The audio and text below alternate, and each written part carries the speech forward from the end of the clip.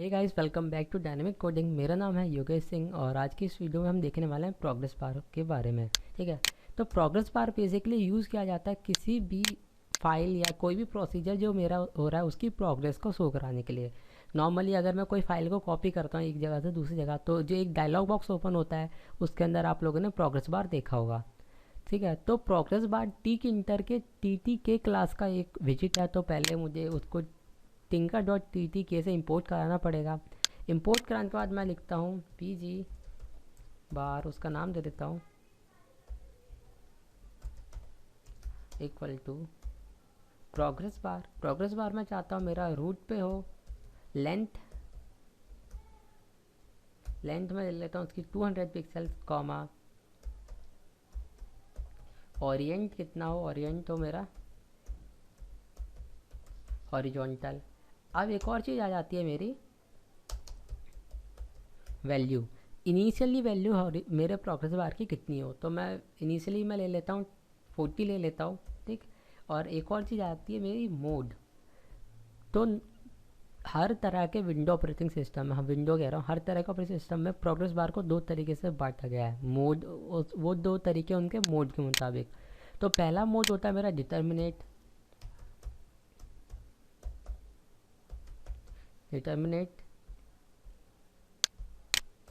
और दूसरा होता है मेरा इनडिटर्मिनेट। तो डिटर्मिनेट मोड में मैं बता देता हूँ, मुझे हमें पता रहता है कि मेरा कहाँ से वैल्यू प्रोग्रेस बार चालू होना है और कब तक चलना है वो। ठीक है, इनडिटर्मिनेट मोड में मुझे कोई ऐसी कोई कंफर्मेशन होती नहीं है कि मेरा कब तक वो प्रोसीजर या प्रोसेस जो है मेरा हो रहा है, को कब कंप्लीट होगा, मुझे ऐसा कुछ नहीं पता होता। ठीक, तो मैं एक बार डिटर्मिनेट का बना के दिखाऊंगा, उसके बाद इनडिटर्मिनेट पे भी हम काम करेंगे। तो पैक लिया, पैड वाई इक्वल टू 10 लिया। ठीक, तो जब मैं इसे रन कराऊंगा तो देख सकते हो एक प्रोग्रेस बार मेरे GUI पे आया जिसकी इनिशियल वैल्यू जो थी वो 40 थी। तो अब मैं क्या करूँ कि मैं बटन पे क्लिक करूँ और ऐसा हो कि मेरे कमांड चल जाए, उसके बाद प्रोग्रेस बार की वैल्यू अपने आप इंक्रीज़ होते रहे। तो उसके लिए क्या करता हूँ, एक फंक्शन मैंने क्रिएट किया FUNC नाम का, बटन में उसकी कमांड पास कर रखी है।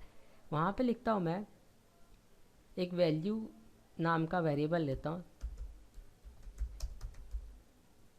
वैल्यू नाम का एक वेरिएबल ले लिया। ठीक, तो वैल्यू को मैं क्रिएट कर देता हूँ यहाँ पे। चलो, वैल्यू इक्वल टू 0। ठीक है, तो लिखा मैंने वैल्यू प्लस इक्वल टू 10। उसके बाद एक चीज़ लिखनी है मुझे, पी जी बार के बाद ब्रैकेट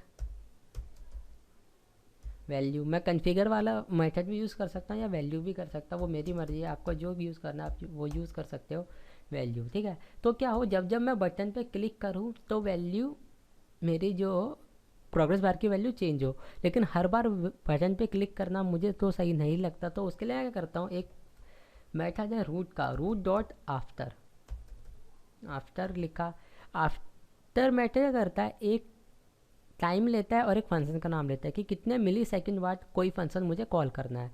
तो अगर यहाँ मैं 1000 लिखूँगा तो मतलब होता है 1 सेकेंड के लिए, तो मैं यहाँ लिखता हूँ 200 मीन्स 200 मिली सेकेंड बाद ये मेरा एफ फंक्शन नाम के इसी फंक्शन को दोबारा कॉल कर दे। यहाँ एक रिकर्सन हो रही है। ठीक है, तो कॉल कर दे, उसके बाद क्या हो, उसके बाद लिखना है मुझे root dot UPDAT update idle. Root dot update idle task एक फंक्शन का नाम है, मुझे उसको कॉल करना है। तो उसका फ़ायदा क्या होता है, टास्क। तो root dot update idle task का काम ये होता है कि जैसे ये वैल्यू जो हो रही है मेरी, ये चेंज हो रही है, मतलब रूट का विजिट जो है वो मेरा चेंज हो रहा है बार बार। ठीक, तो अगर कोई विजिट चेंज हो रही है मेरी, तो उस विजिट को एक स्मूथ लैंड कराने के लिए मेरे GUI पे मैं इस फंक्शन का यूज़ करता हूँ जो है root dot update idle task. और रूट डॉट आफ्टर का यूज़ हुआ है कि इस फंक्शन को हर 200 मिली सेकेंड बाद कॉल कराने के लिए। बिल्ड किया मैंने, तो इनिशियली वैल्यू इसकी 40 थी, तो मैं इस वैल्यू को हटा के 0 कर देता हूँ कि मेरा सही सा दिखे। तो वैल्यू इक्वल टू इसको रिमूव भी कर देते हैं, ठीक है। टूल्स पे जाके दोबारा रन कराया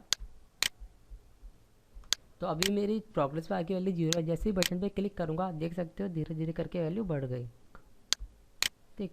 तो ये फ़ायदा है मेरा प्रोग्रेस बार का। मैं यहाँ पे लिख भी सकता हूँ, अगर कंडीशन डाल देता हूँ, if value is not equal to, कितना तक चलाना है मेरे को, हाईएस्ट लेंथ उसकी मैंने लिया 200, तो मैं 200 ले लेता हूँ,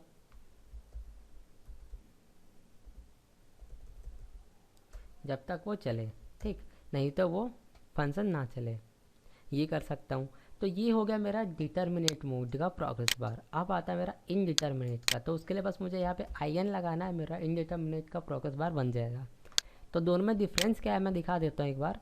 टूल्स पे गया, बिल्ड किया, तो देख सकते हो पहले जो इनिशियली मेरा प्रोग्रेस बार था डिटर्मिनेट मोड का, उसके अंदर कोई वैल्यू नहीं थी इनिशियल, लेकिन इनडिटर्मिनेट में इनिशियल एक वैल्यू रहती है। और जैसे बटन पर क्लिक करूँगा तो देख सकते हो ये आगे बढ़ेगा फिर पीछे जाएगा। तो ये इनडिटर्मिनेट है कि पता ही नहीं है उसे कहाँ तक वैल्यू जानी है।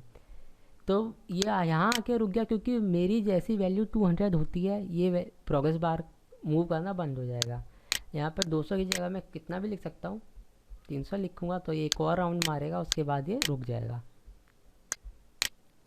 तो ये आगे गया, फिर पीछे आया, फिर आगे जाएगा एक और बार, उसके बाद रुक जाएगा, ठीक।